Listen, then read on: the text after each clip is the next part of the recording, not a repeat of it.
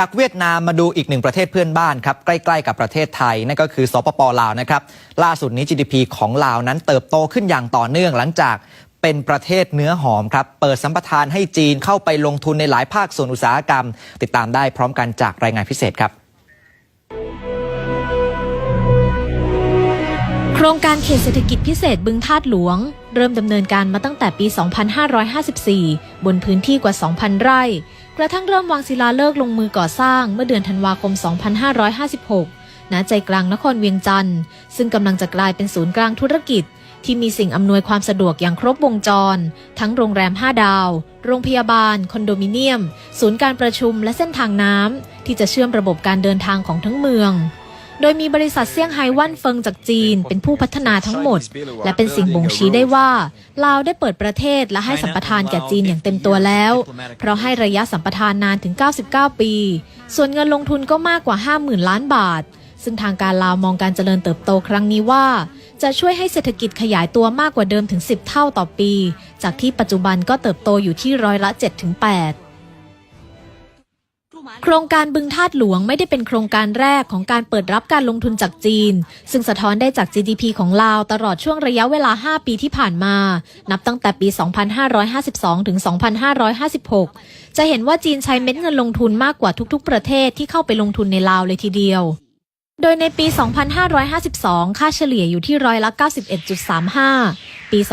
2553 ค่าเฉลี่ยอยู่ที่ร้อยละ 92.15ถัดมาปี 2554 ค่าเฉลี่ยลดลงเล็กน้อยอยู่ที่ร้อยละ 92.05 กระทั่งปี 2555 ค่าเฉลี่ยอยู่ที่ร้อยละ 92.69 จนกระทั่งปี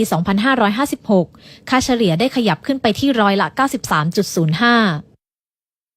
สำหรับการลงทุนระยะแรกบริษัทจีนที่เข้าไปลงทุนในลาวจะมาจากมณฑลยูนนานโดยเฉพาะธุรกิจรับเหมาก่อสร้างและบริษัทซ่อมรถยนต์ซึ่งส่วนใหญ่เน้นไปที่การค้าขายชายแดนซึ่งมีความคึกคัก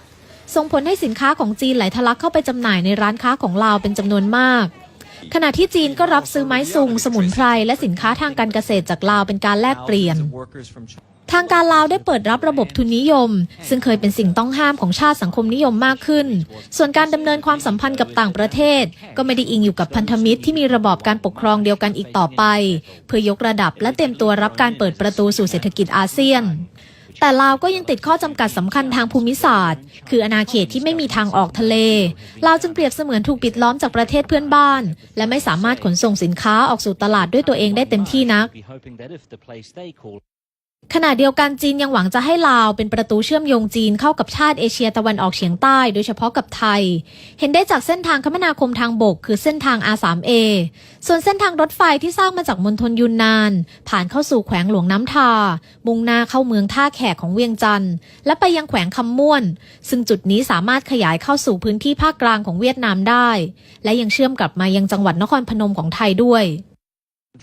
ขณะที่ลาวมีท่าทีเปิดรับจีนอย่างมากทั้งการยอมยกเลิกมาตรการการควบคุมราคาสินค้ารวมถึงการกระจายอำนาจการตัดสินใจและการกำหนดนโยบายไปสู่ท้องถิ่นทำให้เศรษฐกิจ